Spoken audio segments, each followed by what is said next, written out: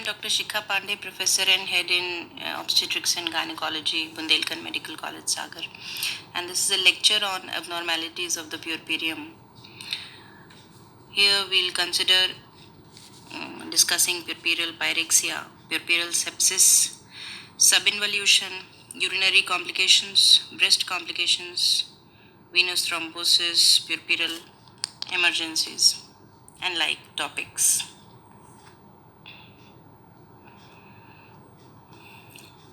Talking about puerperal pyrexia. Puerperal pyrexia is a rise of temperature within 10 days of delivery, reaching up to 100.4 degree Fahrenheit on two different occasions, 24 hours apart. It should not be including the first 24 hours as there is a physiological rise in temperature following delivery for the first 24 hours. The reasons can be infection, which can be anywhere, either puerperal sepsis, that is in the vaginal tract. Following delivery, if there is any kind of infection, then it is puerperal sepsis. It can be there in the breasts, UTI, pulmonary infection, or wound infection.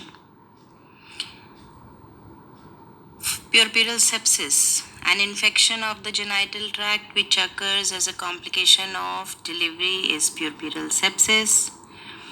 Incidence being on a decline due to better obstetric care, due to better nutritional health status of the women nowadays, and due to the presence of good broad spectrum antibiotic coverage.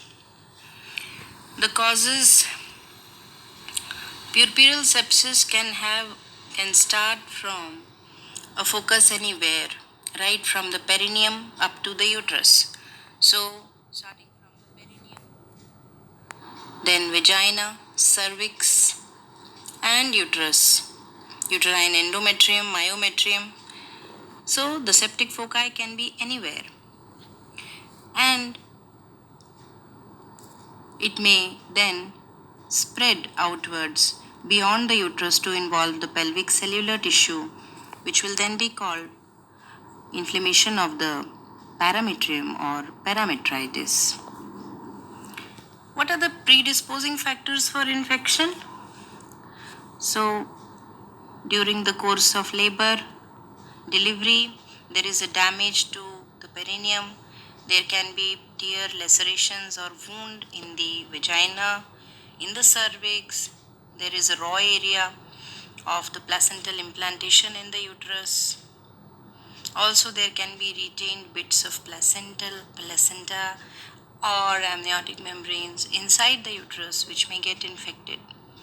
Certain antepartum factors which are also predisposing to infection are poor nutritional status of the women, prolonged rupture of membranes, chronic debilitating illness to the mother, intrapartum factors like multiple vaginal examinations without taking proper aseptic precautions, mother being dehydrated and exhausted during a course of prolonged labor, hemorrhage during labor, traumatic delivery which will lead multiple lacerations, wounds which will be liable to get infected, retained bits of placenta and membranes that we just discussed. And these are the factors which might lead to infection and a greater probability of infection. These are the microorganisms which are involved in sepsis: Streptococcus hemolyticus group A. This is an aerobic streptococci, and hemolytic group B is involved mostly in neonatal infections and responsible for a high percentage of neonatal mortality.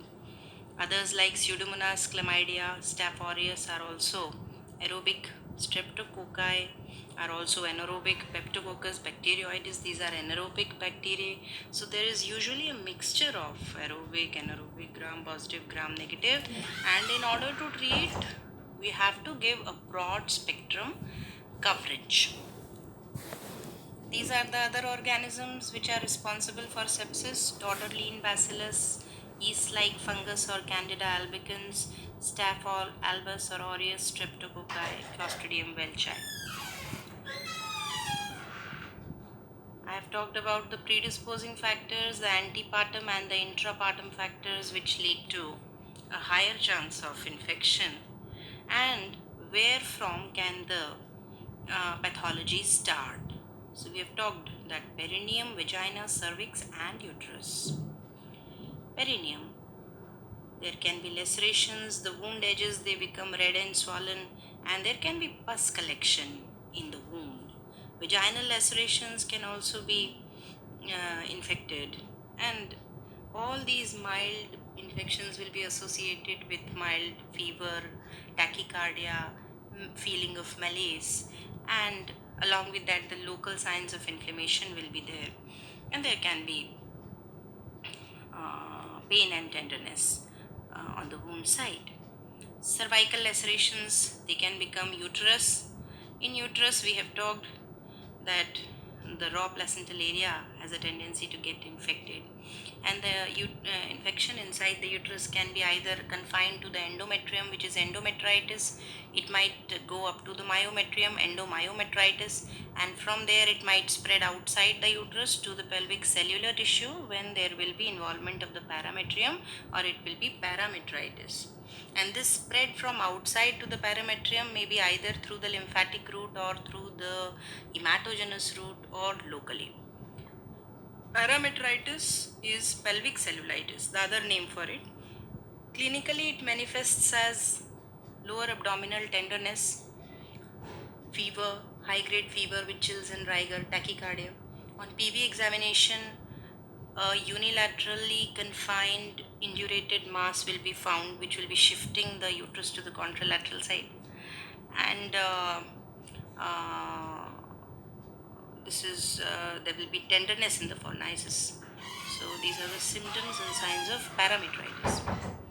Might spread up to the salpinges or the fallopian tubes, leading to salpingitis. It might spread up to the pelvic peritoneum, leading to pelvic peritonitis. Pelvic peritonitis is manifested by, besides other usual and common signs of infection elsewhere in the body like fever, malaise, tachycardia, and fever with chills and rigor. Pelvic peritoneum, when it is infected, leads to the collection of pus, that in the POD. So there will be pelvic abscess. Pelvic abscess will lead to, it will be pressing the bladder and the bowel, and will lead to bladder and bowel irritability. In the signs on PV examination, there will be fluctuating swelling in the fornices. Okay, so pelvic abscess can be there. Thrombophlebitis can occur of the pelvic veins, ovarian veins, uterine veins, they can be involved, and then these can the suppuration and embolism to other organs is possible through this. The ultimate stage and the severe most stage is septicemia. Septicemia is when the infection has spread to distant sites. It might involve the lungs, the liver, meninges, heart, and almost every other organ joints. Septicemia is less nowadays due to the presence of broad spectrum antibiotics that are available. The clinical features, local infection may, we have talked that what are the clinical features, and what are the clinical features in uterine infection. In uterine infection, besides other general and systemic features, you will find that there will be a on per abdominal examination, uterus will be larger in size than expected post delivery. So there is a gradual decline in the symphysis fundal height, and that process is known as involution. That is 0.5 inches in 1 day. Okay, and within a period of 15 days, uterus becomes a pelvic organ. But if you find that there is infection, there is fever, there is tachycardia, other signs of infection, you suspect puerperal sepsis, do a per abdominal examination, you find uterus to be larger in size. There is subinvolution. Okay, so there is subinvolution, uterine tenderness is present. On doing a PV examination, you will find that there is cervical movement tenderness, or there is tenderness in the fornices, or there is a boggy feeling in the fornices. This will all suggest you about, or the local wound that you can see is red, it's inflamed, and so these are all the features that will suggest you about the puerperal sepsis. Okay, so when there is a uterine infection confined to the uterus, then in the early phases there is a change in the character of the lochia as well. It is copious, it is plenty. Lochia rubra persists for a longer time. So the first thing, the first kind of lochia immediately post delivery is lochia rubra, and it persists for a period of 5 to 6 days, and it should not extend beyond that. But if it persists for say 15 days, 16 days, then this is suggestive of some kind of puerperal sepsis or endometritis. So persistence of lochia rubra, initially the quantity is more, it is enhanced, and later on it becomes scanty, it might even get absent.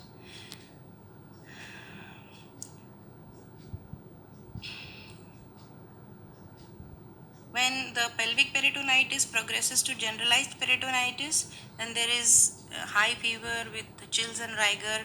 There will be vomiting, abdominal pain, distension of the abdomen might be there, it is tender. And so these are the features of generalized peritonitis, with a grossly ill look of the patient and very much dehydrated and cachectic. Thrombophlebitis, swinging fever with chills and rigor, and are the features in pelvic thrombophlebitis. Besides, the other features are very much similar to those of uterine infection or other pelvic infection. Septicemia we have discussed, and there can be infective foci reaching to distant organs, and there can be and a search has to be made for the to locate the septic foci in all the parts of the body. So line of investigations should include searching for a focus right from the brain to the lungs, liver, kidneys, and heart, and everywhere. So this has to be done. These are the investigations that have to be taken. High vaginal and endocervical swab for culture and sensitivity in anaerobic and aerobic media both, and sensitivity test to antibiotics has to be made. Urine analysis and culture, blood for total count, differential count, hemoglobin estimation, search for malarial parasites, blood culture has to be done. Septicemia, pelvic ultrasound has to be advised. It will be helpful in detecting any retained bits of conception if there are, or locating any abscess if it is there in the pelvis. A color flow Doppler might also help to detect venous thrombosis. A chest x-ray should be advised to find any foci there. Blood urea, electrolytes, so renal function test, liver function tests, and almost all the systems might be involved, so search has to be made. Now the prophylaxis. So prophylaxis is improve the general status of the women, improve the nutritional status, and eradicate any septic foci in the antenatal period and in the intranatal period. Always take full aseptic precautions while you are examining during labor. Avoid repeated vaginal examinations and give prophylactic antibiotics. Antibiotics we'll be talking in the treatment part also. Postnatal precautions that can be taken to avoid sepsis. So aseptic precautions following delivery, too many visitors are restricted, sterilized sanitary pads are to be used, and infected babies and mothers should be kept in isolation. Treatment focuses on, one is key, if the patient has infection of that severity that is deteriorating the general condition to a large extent, then this might spread, and so a kind of isolation has to be made. Intravenous fluids, adequate calories, correct anemia, a progress chart of all the vitals, which must include pulse, blood pressure, temperature, urine input, urine output, and the IV fluids. So the intake of the fluids and the output has to be monitored. Along with that, Correction of anemia has to be done by either oral iron or, if needed, blood transfusion should be given. Antibiotics, amongst the antibiotics, triple antibiotic regime is preferred. One antibiotic of the third generation cephalosporins, which will cover the gram positive largely and to some extent gram negative as well. One that of the aminoglycosides, amikacin or gentamicin, to cover the gram negatives, and the other one can be an anaerobic coverage group, which can be either clindamycin or metronidazole. These have to be given. So a triple antibiotic regime for broad spectrum coverage has to be made. Surgical treatment is not very much. It can be restricted to the local wound dressing and draining out all the pus if it is collected somewhere, or it can be retained products. You can do a check curettage to remove the retained products. So has got a limited value, surgical treatment. So now we proceed to discussing